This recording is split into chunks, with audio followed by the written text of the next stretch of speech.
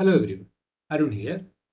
So in basically previous two videos, I introduced you to different data definition language and data manipulation language, DDL and DML sets of commands in MySQL.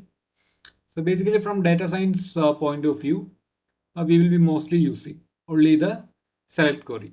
All other queries that we saw will be mostly used by what we call a database administrator or a data engineer to set up your database, put data into that, everything. So from data science point of view, finally we will be getting all the data in the database and we will be given an interface to query that, and we will be mostly working only with the select query, which we will be like calling from a programming interface like Python or Java directly to the MySQL server.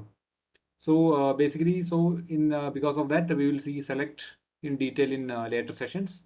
So as I promised, in this session, we will see the syntax and semantics for the other DDL commands and DML commands, so that once we see some database schema or definitions, we will be able to like make out what it actually means. By reading a query itself, we can know the type of thing. So I will be not be running any query in this session. I'll be filling our SQL file with only a text, and I will be explaining what each field of that means. So if you get a later query in future, you can always make out what is meant to be done by that query. And for any additional details you want, you can always refer the MySQL reference documentation, as I told in previous session, SQL statements. In that data definition, data manipulation, you can find sources, additional full syntax and all. So that is like a very big kind of syntax kind of thing will be given there, considering all the options. So we will be considering only the most common options that we are commonly using. So I'll be going by commands one by one, and we will cover all commands other than DDL and DML commands other than select. So basically starting with create. So create, as we know, we can use to create database, table, views, cursors, index, things like that. So we covered the database and table alone. So create database is simple. You just need to create followed by database telling it what it needs to create. And this thing is optional. We just added it to prevent problems by query interrupting if you run again and again, followed by the database name. And for table, we actually saw create table, table name followed by this thing. So we will just try to put this into a like syntax kind of thing, so that we can always, I will use like multi-line comments, so that I need not put this double hyphens in every line. So we can define it like this, create table followed by table name. This much we already saw in previous session. Then I will start a parenthesis bracket and I will close, and I will end the line with a semicolon. So this semicolon actually marks the delimiter or the end of the query for each statement. So that is a must for almost all queries. You should put a semicolon at the end. So some editors like in this, you can actually work without semicolon also, it will accept, but it is always for intercompatibility among different softwares, it is always best to follow the standards. So a semicolon is always necessary. So inside that we will have different columns. So let's call it column 1, column 2, etc., etc. So each column, it will be followed by data type. So each column can be can be of a different type. So we will name it as maybe data type 1, data type 2, and data types we saw it can be numerical, int, decimal, numeric, float, double, binary, bit, etc. And each of these has different more types. So we can, for a simple application, we will be using the direct type itself. And in string we saw char and varchar. Additionally, there are date and time data types also, which like we can put date, time, year, or date, time, timestamp, etc. for keeping count of when we actually updated the database or when we added data to the table, to keep track of that. Like when was the last recent update done on the database, things like that. We will make use of timestamps. So that much additional data types are there, but we will not be using that much. You can refer to documentation for that. So once we do that, we have some commands, data types, as we saw, will need some column width, like in char or varchar or bit. We need to tell how many characters or bits needs to be allotted. So in that case, we will need to specify the column width, followed by an optional column constraint. So this also we saw in previous session, like not null, primary key. So I'll just iterate over that once again. So and we need to end each inside subquery with each column definition with a comma. So finally, I'll just tell which are the column constraints also. So column constraints I can use are as follows. I can null is the default. So I will not specify that again, not null. If I don't want the SQL to accept null values as inputs, then unique we already saw. If I want to specify that no value in that column should be repeated again, then primary key to inform SQL that this corresponding column is to be used as the key or the like index with which to row ID to map each entry. So then another thing is called a check. It is like I can check whether the column value is in some particular range. For that, we will not go into details of that. When we go SQL, we will see similar select command. We will see similar things. So here we will not go into details. You can always refer if you need some need to implement some checks. Then another column constraint is default. So default is a very useful thing, like clubbed along with not null. If I give a default value like some integer column, I want to like initialize with 0, or a string varchar, I want to always initialize with maybe dummy some string. So that way I can specify a default as column constraint followed by the whatever default value I want. And all these will be like space separated. No need of any commas and all in between. All the column constraints we will put one by one with the constraint name, as well as if it takes additional arguments that also will be put one by one. Then default. Then other thing is references. So references is actually if you want to use foreign key, so we will come to that shortly. So these are the different column constraints.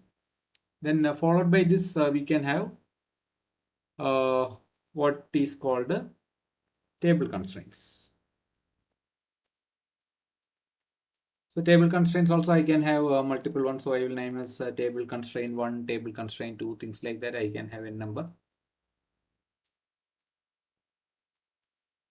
So what are the permitted things in that? I am not covering it exhaustively. Some other things are there, but I will only cover the like most common things. So as column constraints again, table we need if we compare with our column constraints, we need not like constraint to not null, right? Because that is not valid. If any row it consists of not null, it is not a valid check, right? At least some columns will have some value in each row, and unique also is not valid here. So primary key actually I can put if I have something like if I have a single row column as my primary key, I can always define it as a column constraint. But suppose I have two columns, I need to make a primary key, composite primary key consisting of two columns, like some student enrolls for a course. So then I want the student ID as well as course ID to be the together form the primary key. So in that case, I can put it as a table constraint. So primary key check can also be added. Then default is not required here. Then I can actually add a foreign key. So what we mean by foreign key is, sorry for NN. What we mean by foreign key is that I have two tables, each with its own primary key. Like let's say courses and the students, just same example that I cited. And I have a third table called student enrollment, in which I will be having entries corresponding to course ID and student ID. So each student can enroll in multiple courses, and each course will have multiple students enroll in that.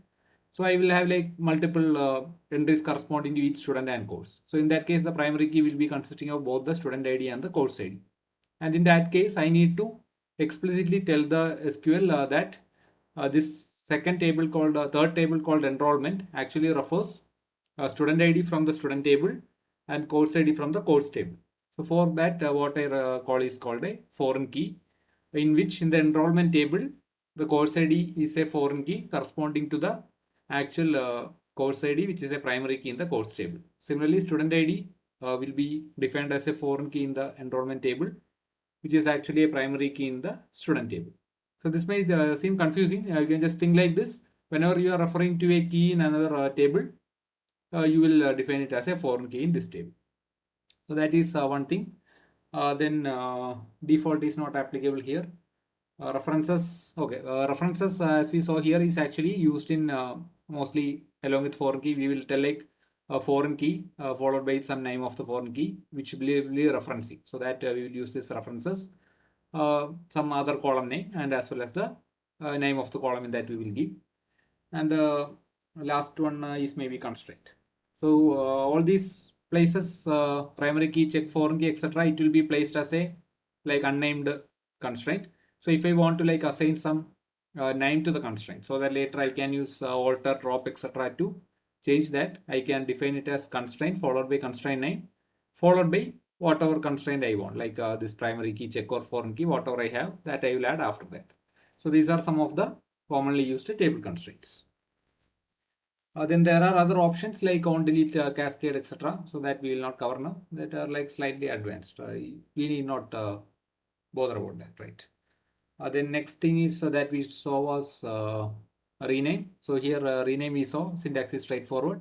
Rename table, old table name with the two keyword, new table name we have to put. And drop table again, drop table followed by table name. If exist is optional, that we put to avoid the query interruption when we are like doing it multiple times, if you remember from previous session. Then the last one that we saw is DTL command is alter. So alter actually has some different ways or different features which we can use to like add, modify, edit, drop, and all. So the syntax is like alter table followed by table name. Next thing will be what I want to do. So that alone I will tell. Add we saw, right? Then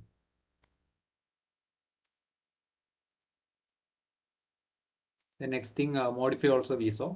I will just write syntax also. First I will tell what are the things that are accepted at this place. Modify. Then another thing that I can use is what is called add constraint. So this first add was for adding a column name. This third one is for adding a constraint. Then I can actually drop and I can enable or disable. So these are some of the common things that we can we will be seeing in order. So basically here we will have like column name followed by data type. Like that I can have multiple statements. Then in modify, again I will be writing column name, data type, new definition. Then add constraint like whatever we saw in previous create, I can add a this will be like a table constraints. Constraint name followed by what is the constraint. I will write it as definition. Then drop, I can drop either a constraint or a column, whatever I want. Then enable and disable can be used to, like I don't want to drop it, I want it to retain the constraint, but I just want to enable it or disable it for the time being. So this is basically used when I want to perform an update. I just want to like disable the constraint for some time. So then I will disable it, do whatever update I want, then enable it back. So that kind of things. Then drop. So DTL commands, everything we saw. Then coming to insert. Insert, I will put like this. We have like insert into table name, whatever values we have, like insert into table name values, then within brackets we will put. So one thing that we noted in previous session also, if you have noted, if we are filling all the values, all the columns here, then we need not put anything at this place. We can leave it empty. But like if you are filling only some only the not null columns, like maybe 5 or 6 columns I am having, I am filling only 3 out of those. Or if I am not filling in order. So that will usually happen when we are writing it from some program. You may want to write it in some particular order, which is not the actual order in which it is occurring in that database. So in that situations, we will need to write the uh, column names as well here. So if we are filling all columns, column names and column values, and the thing to make sure is that both these should be in order of column names. So that's about insert. Then update we saw update. So update as we saw update table name followed by set and what is the column value that you want to set and some condition if it is applicable. If you don't put any condition there, then this thing will be applicable to all the rows in the table. And delete is straightforward. Delete from height. So here also if I put a condition, that particular condition wherever it is satisfied, that rows only will get deleted. So with that we will we have covered all the syntax of each DDL and DML. So only select is pending. So select is actually one of the most useful SQL command. So we can like use it in many different kind of ways, clubbing it with for many other functions. So before going to select, we will be seeing some sample databases also, with which we will be running our select queries. That is required because whatever table that we saw, just 1 or 3 rows, we will not be able to fully appreciate or fully implement all the select operations and the types that we are going to see. So what I will do is I will just introduce you to a few standard sample databases provided by MySQL in the next session.